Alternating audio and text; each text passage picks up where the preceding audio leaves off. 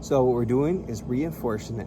So what we did is we pulled off the whole bracket here, added some L brackets in the back. We're gonna put a little bead down here on the side, weld them up,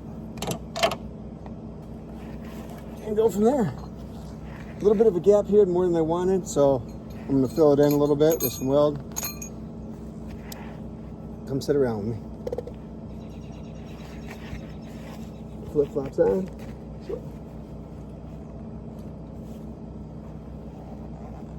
Turn it down first. That does help.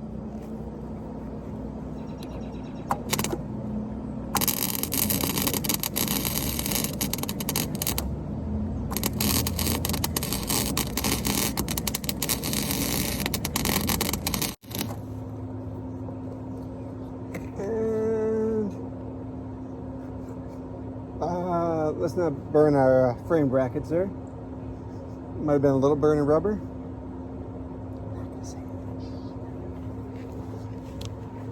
Okay.